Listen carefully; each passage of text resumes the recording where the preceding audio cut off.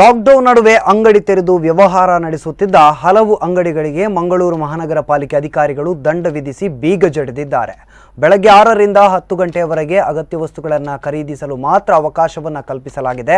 ಆದರೆ ಕೆಲವು ಸಂದರ್ಭಗಳಲ್ಲಿ ಅಗತ್ಯ ವಸ್ತುಗಳ ಅಂಗಡಿ ಅಲ್ಲದೆ ಇರುವಂತಹ ಅಂಗಡಿಗಳನ್ನು ಅನಧಿಕೃತವಾಗಿ ತೆರೆದು ವ್ಯಾಪಾರ ವಹಿವಾಟನ್ನು ನಡೆಸುತ್ತಿರುವುದು ಗಮನಕ್ಕೆ ಬಂದಿರುವ ಹಿನ್ನೆಲೆಯಲ್ಲಿ ಪಾಲಿಕೆ ಅಧಿಕಾರಿಗಳು ಈ ದಾಳಿಯನ್ನು ನಡೆಸಿ ಹಲವು ಅಂಗಡಿಗಳ ಪರವಾನಗಿಯನ್ನು ರದ್ದುಗೊಳಿಸಿದ್ದಾರೆ.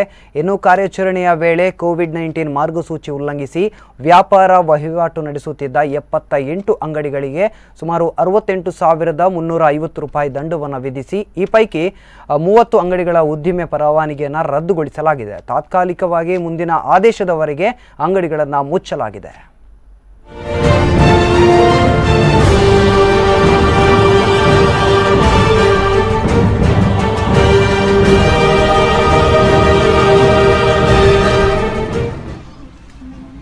ಯಾರು ಓನರ್ ಯಾರು?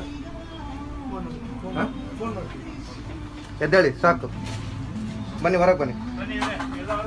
ನಿಮಗೆ ಇದನ್ನು ಓಪನ್ ಮಾಡೋದಕ್ಕೆ ಪ್ರೊವಿಷನ್ಸ್ ಇದೆಯಾ? ನಿಮಗೆ ನೀವು ಅವ್ರಿಗೆ ಫೋನ್ ಆಮೇಲೆ ಮಾಡಿ, ಹೊರಗೆ ಬಂದು ನಮಗೆ ಕೀ ಕೊಟ್ಟು ನೀವು ಫೋನ್ ಮಾಡಿ. ಬನ್ನಿ ಹೊರಗೆ ಬನ್ನಿ,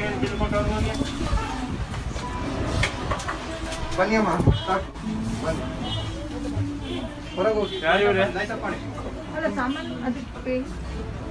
ಇವಾಗಿಲ್ಲಮ್ಮ, ಹೋಗಿ ಹೋಗಿ.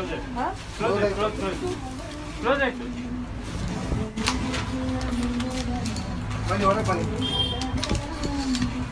ಲೈಟ್ ಆಫ್ ಮಾಡಿ, ಲೈಟ್